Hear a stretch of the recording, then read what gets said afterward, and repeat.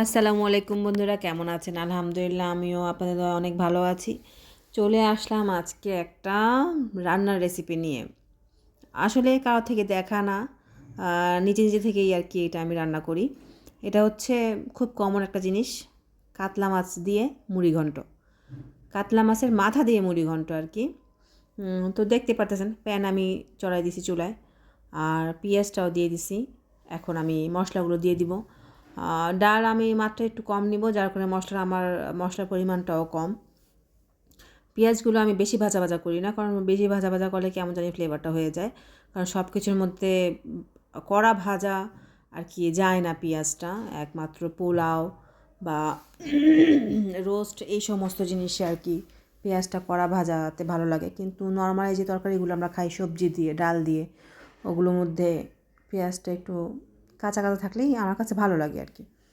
যাই হোক, তো দিয়ে দিলাম, একটু ভাজা ভাজা করব তেলে, যেহেতু আদা রসুন যেন স্মেলটা চলে যায় এই জন্য। তো ভাজা ভাজা করব, করার পরে আমি হলুদ, মরিচ, যেগুলো বেসিক মশলা আর কি, ওগুলো আমি দিয়ে দিব।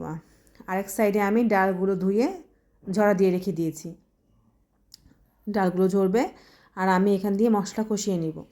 এরপরে আমি মশলা যেগুলো মানে এলাচি, দারচিনি, তেজপাতা, এগুলো আমি দিয়ে দিব খুবই অল্প পরিমাণে। কারণ ওই যেই বললাম, একে তো হচ্ছে মুগ ডাল, তারপর হচ্ছে আপনার পরিমাণটা খুব কম, এজন্য আর কি মশলার পরিমাণটাও আমি সেই লিমিট হিসাবে দিচ্ছি।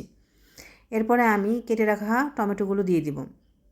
টমেটোগুলো গলে যাওয়া পর্যন্ত আমি কষাবো এগুলোকে, কারণ টমেটোগুলো গলে যেতে যতক্ষণ কষবে অতক্ষণে আমার স্মেলটাও চলে যাবে। তো রান্না করতেছি, একটু খারাপ লাগতেছে, একটু কফি ক্রেভিং উঠছে, এই জন্য একটু কফি বানিয়ে নিলাম 2 কাপ আন্তাজে।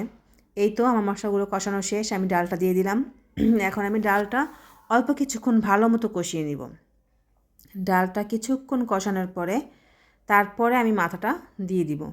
তো যেহেতু মশলা আর ডাল, সেজন্য বারবার লেগে যাচ্ছে পাতিলে, এর জন্য আমি ভালো করে নেড়ে চেড়ে দিচ্ছি যেন পাতিলের তলায় না লেগে যায় এবং পোড়া যেন না লাগে। এজন্য আমি চুলার সামনে দাঁড়িয়েছিলাম, মোট কথা চুলার সামনে থেকে আমি সরিনি।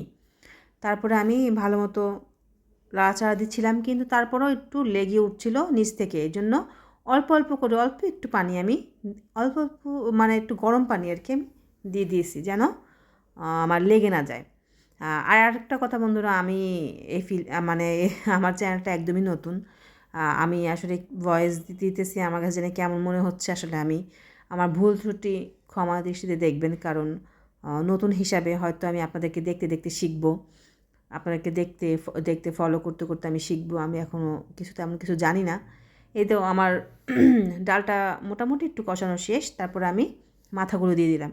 আর এখন আমি মাথা আর ডাল দুইটা মিক্স করে কষাবো, কারণ যেহেতু মাথাটা খুব বড় আর কাতলা মাছের মাথা তো বড়, সেই হিসাবে আমি যেন মশলাটা ভিতরে ভালো মতো, মাথার ভিতরে ভালো মতো হয়, আর মাথাটা যেন মানে ভেঙে ভেঙে যায়, এর জন্য আমি দুটোটা একসাথে ভালো করে কষাবো।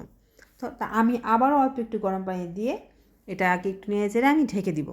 ঢেকে দিলে আমার মশলাটা আর কি মাথাটার ভিতরে ভালো মতো ঢুকবে।